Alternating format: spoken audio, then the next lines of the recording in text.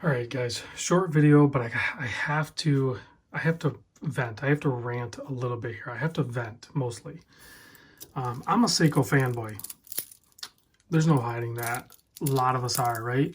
And we overlook a lot of quality control issues. I purchased this Zimby Monster, and from day one, when I did the video, I noticed that the crown, and I haven't handled a lot of 4th gens, but I noticed the crown just seemed like it was a little bit standoff.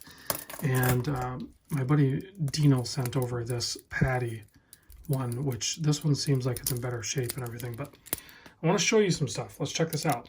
Look how the fitment is screwed in. Okay. And then look at the fitment on this one screwed in. Right?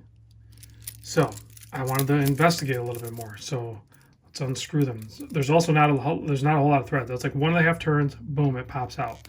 Now let's pop it out. Let's hack it. Let's pull it out all the way. So I think I figured out what happened here.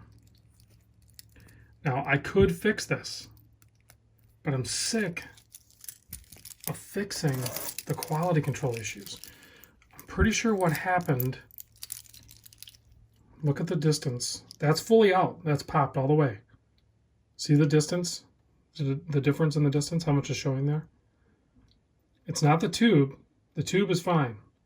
What they did is they didn't size the stem length properly. So that's as far physically as the stem can be pushed in.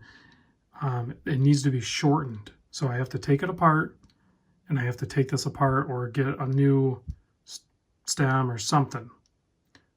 Now this is a JDM release. You know, I picked it up through, what's his name? JDM limited edition or something like that. He just picks these up and sends them over to us. Like, you can't go back to him and expect him to help me take care of this. And this was a JDM Seiko, so I'm not going to have any support from Seiko. And to a certain extent, I think Seiko's basically counting on that. They're counting on us, you know. It's like going through the drive-thru at a fast food joint, and you're miles down the road before you notice they screwed up your order. You're not going to go back. You're just going to deal with it. You're just going to move on or fix it yourself, go to another place. Essentially, the same sort of thing is happening with these entry-level Seikos. They're not really entry-level. They're like $500 or more, up to $1,000. And we still have these quality control issues, which you could live with. And that would be fine. You could live with it. I have, you know, some Seikos that I don't have a problem with, minor things. This isn't really minor, because for one, I guarantee you the water resistance is compromised on this. There's no way this thing is waterproof or water resistant. It's definitely not to the 200, but I wouldn't even put this thing in a bowl of water because it's not fully seated all the way down. So I don't know if the gasket is in its proper position for sealing it up correctly. So I either have to fix this or what? I mean, I can't even really sell it. Like if I'm like, well, I'm mad at it and I'm done with this watch. A lot of serial flippers will get into that mindset and they'll just dump it, right? I can't even really do that because, I mean, I could, but I have to take such a hit on it because it has to go in for repair. So what I'm going to do is I'm going to get a hold of my buddy Bruce and get a hold of his watch guy, and I'm in no hurry, and I know this guy's crazy busy. Just gonna send this watch over to Bruce or something, and he can do a video with it or whatever, and his watchmaker can have it if he's cool with it, if he'll take on the work for me. Obviously, I'm gonna have to pay for it, and he can either source a new part, or maybe he can take it apart and shorten it and get it sized properly, so it can be fixed. And once it's fixed, I'll probably keep it because I actually really do like the watch. But now it just adds to the cost of it.